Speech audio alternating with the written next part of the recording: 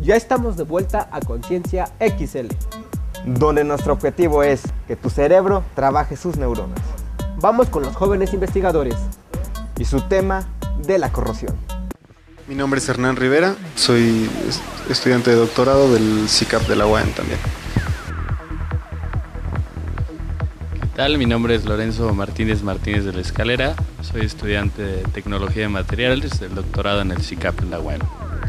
Bueno, déjenme platicarles un poco qué es NACE International, que es, digamos, la que nos otorga este certificado a nivel 4 en el área de protección catódica. NACE International es la sociedad de ingenieros en corrosión más grande a nivel mundial. Claro. Bueno, yo creo que primero hay que entender que el fenómeno de corrosión es un fenómeno que se aplica a cualquier cantidad, a todos los materiales, no exclusivamente al acero. Es un problema que afecta a todas las industrias que hay. Y es un fenómeno que puede tener graves consecuencias, principalmente para la seguridad, en segundo término para la ecología y en otro término, desde luego, para la economía, para los negocios. Entonces, estas tres cosas sumadas, estos tres puntos tan importantes sumados, hacen que el estudio y control de la corrosión sea algo, pues, de vital importancia. Hay un estudio que se realiza en los Estados Unidos que precisamente se llama el costo de corrosión. Es un estudio financiado por el Departamento del Transporte de los Estados Unidos y se dedica a recolectar de todas las industrias que existen cuál es el costo que se asocia en mantenimiento, en pérdidas, nada más al fenómeno de la corrosión.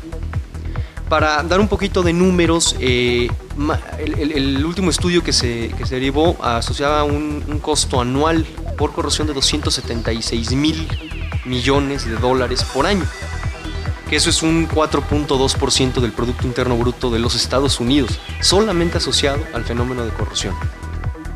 Nosotros esperaríamos que en términos del Producto Interno Bruto ese porcentaje sea bastante mayor en México, en términos de su Producto Interno Bruto, porque, claro, la cultura que existe del mantenimiento no es tan elevada como puede existir en otros países. Entonces, nada más para ponerlo un poquito en contexto, toda la inversión que se hace en ciencia y tecnología en todo México es del 0.4% del Producto Interno Bruto mexicano. Imagínate que tengas números mayores al 4.2% solamente en pérdidas por corrosión, ¿no? Entonces da la impresión que es un fenómeno muy interesante que vale la pena de ser estudiado, no nada más por su impacto en seguridad, en ecología, sino también desde el punto de vista económico, ¿no? Bueno, específicamente para lograr un certificado de este tipo se requiere una experiencia en campo muy sólida, ¿no? Acompañada con un conocimiento teórico también sustancioso, ¿no? En nuestro caso estudiamos en paralelo al doctorado, digamos, a las materias clásicas de la universidad, un trabajo de campo que realizamos a lo largo de 5 o 6 años. Y este trabajo de campo involucró la caminata en equipo de más de 5.000 kilómetros de derechos de vía, o sea, 5.000 kilómetros de tubos a lo largo del país en diferentes circunstancias, desde sumergidos, desde enterrados, desde aéreos, ¿verdad? Y digamos, viendo esto como un entero, ¿no? En paralelo a esto, pues necesitas 4 grados de evaluación NACE International, cada uno más complicado que otro, obviamente, llegando ya el tercero y cuarto a unos requisitos muy exigentes, ¿no? Son exámenes, por ejemplo, un nivel 3 tienes un examen de alrededor de 6 horas, un nivel 4 tienes un examen de alrededor de 9 horas. Entonces, aparte de esto, te suman toda tu experiencia en campo y puedes obtener una certificación de este tipo, ¿verdad? No es algo que puedas llegar simplemente a hacer, sino que necesitas un background de campo y horas de trabajo en el sol muy importantes. Pues mira, yo creo que como a casi todos nos pasa, es un poquito del área de interés en el que está uno. Yo soy ingeniero mecánico de licenciatura. Y bueno, pues al salir uno empieza a buscar diferentes oportunidades, empieza a probar alternativas y también es un poquito dónde encuentras un área que te interese. Y yo creo que también mucho está en que casi cualquier tema le puedes encontrar un interés. Entonces se conjuntan muchas cosas, encuentras algo que interesa un grupo, en este caso, bueno, conociendo al doctor Lorenzo Martínez, que es pues un investigador de muy alto renombre, específicamente en el área de metalurgia, de metales, ha sido un pionero en el desarrollo de la investigación en control de corrosión en México. Al encontrarme con él, empezaba a formar él un grupo de trabajo que estaban ya iniciándose en este proceso educativo, en este proceso de desarrollo. Bueno, yo me integré con él y encontré de verdad algo muy interesante, algo que me gustó mucho. Sin duda ha sido un trabajo muy pesado, muy fuerte. Como mencionaba Lorenzo, bueno, estos 5,000 kilómetros de ductos que hemos recorrido pues, representan un esfuerzo muy grande. Muchas veces las condiciones ambientales, las condiciones del terreno son poco favorables, pero poco a poco le fuimos encontrando el gusto, el interés, y eso ha sido lo que nos ha ido motivando para seguirnos preparando más, para seguir investigando y por supuesto para seguir capacitándonos. Veremos la entrevista con Héctor Omar Martínez Martínez, que nos hablará de las profesoras revolucionarias. Héctor Omar Martínez Martínez, egresado de la Facultad de Humanidades de la Universidad Autónoma del Estado de Morelos. El día de hoy les voy a hablar un poco sobre la actuación de las maestras morelenses en un periodo crucial en la historia de nuestro país, que es la Revolución Mexicana.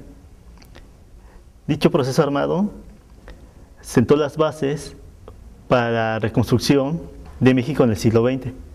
Sin embargo, desconocemos muy poco sobre la actuación de la mujer morelense, precisamente, durante los años que comienzan a partir de 1910 y específicamente sobre las maestras. En efecto, la mujer tuvo distintas participaciones en la Revolución Mexicana.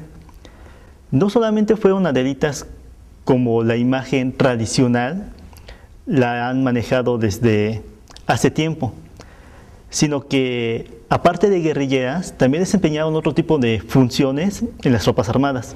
Por así decirlo, algunas fueron enfermeras, otras cocineras, lavar la ropa, atender a los heridos, que de alguna manera se ven reflejadas en las fotografías a las cuales se ha tenido acceso, como en el archivo Casasola, en la cual tenemos una gran variedad de mujeres de todos los ejércitos que participaron en aquellos años, como las mujeres villistas, las mujeres del ejército constitucionalista e incluso las zapatistas.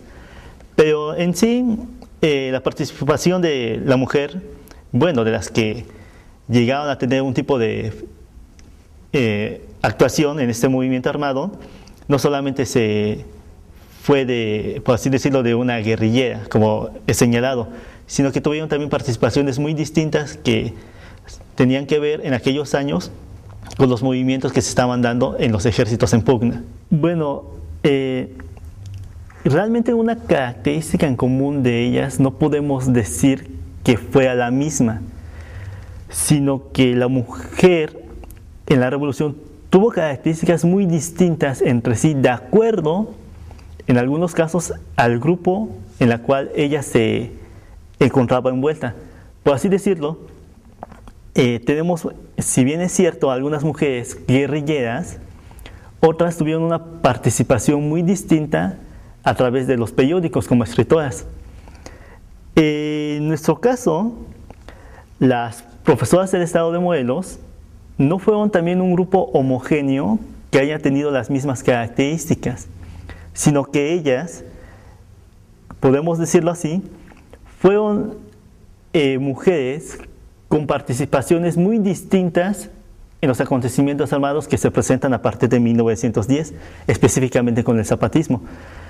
Pero en sí, las características de las mujeres durante aquella época van a ser muy distintas. No podemos decir que sean un grupo homogéneo, sino que de alguna manera, de acuerdo a los acontecimientos que ellas veían o en las cuales participaban, vamos a tener una participación que no va a ser igual en todos los casos.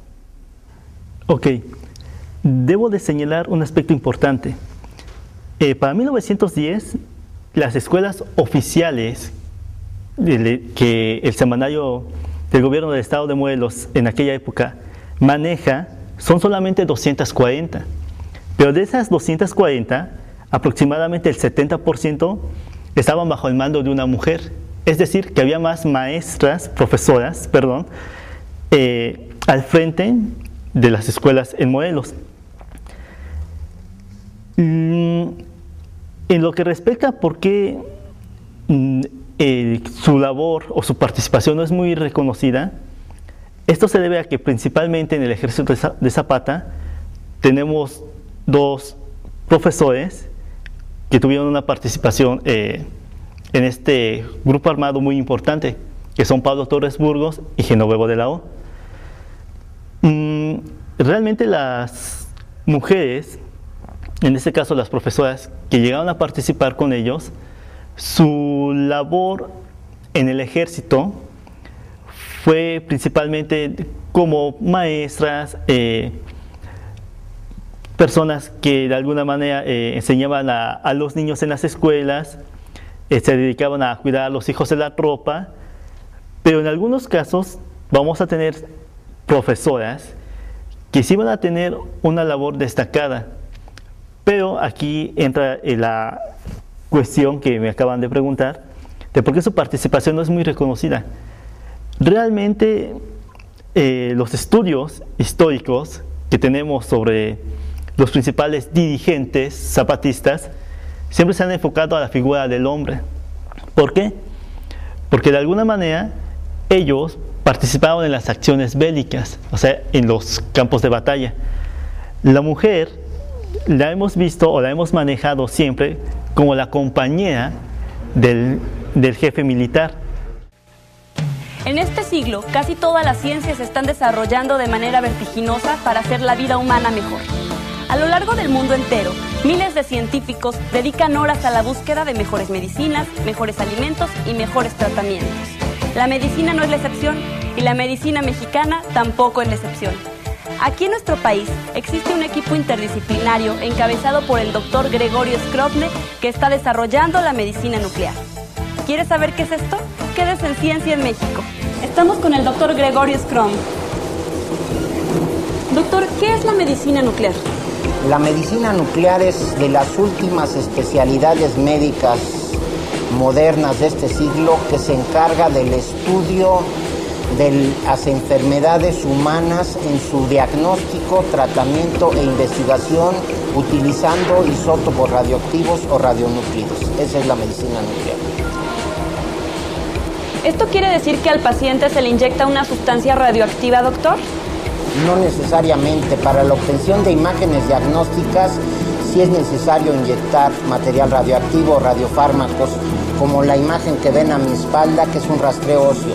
Esas son pruebas in vivo, pero en las pruebas in vitro, las que hacemos en la sangre del paciente, no es necesario inyectar. Ponemos el material radioactivo en el suero del paciente y de ahí cuantificamos las cantidades de hormona o de sustancia que tiene en sangre para diagnóstico de enfermedades.